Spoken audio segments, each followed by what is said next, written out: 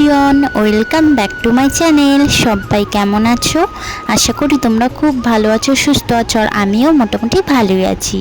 তো বন্ধুরা, আবারও নতুন একটি ব্লগে তোমাদের সকলকে স্বাগত জানিয়ে আজকের ব্লগটি শুরু করছি। আজ কোনো ব্লগ ভিডিও নয়, আজ হচ্ছে আমার চুলে আমি কি তেল ব্যবহার করি সেটাই তোমাদের সঙ্গে শেয়ার করব।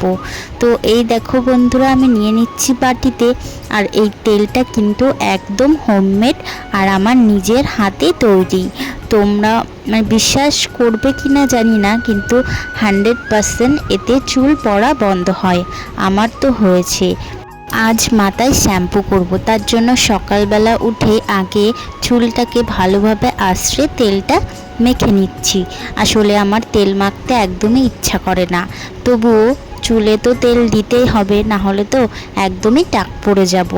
তো যাই হোক, সকালে উঠে ভালো করে মাথাটা আঁচড়ে আগে তেলটা ভালোভাবে মেখে নিচ্ছি। তো বন্ধুরা, তোমরা যদি জানতে চাও আমি এই হোমমেড অয়েলটি কিভাবে বানিয়েছি এবং এতে কি কি উপাদান অ্যাড করেছি, তাহলে কিন্তু এই ভিডিওতে একটা কমেন্ট করে যেও।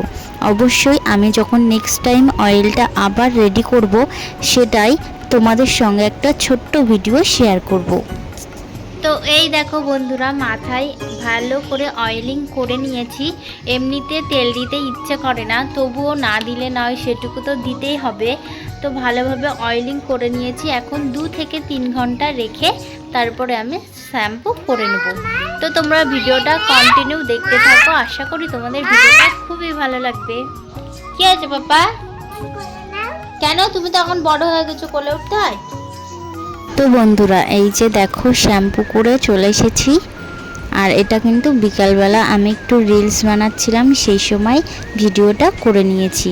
তো তোমাদের ভিডিওটা কেমন লাগলো অবশ্যই কমেন্টে জানিও। আর আমার মতন হেয়ার তোমরাও যদি বানাতে চাও, অবশ্যই আমার ভিডিওতে কমেন্ট করে যেও যে আমি কিভাবে তেলটা বানালাম।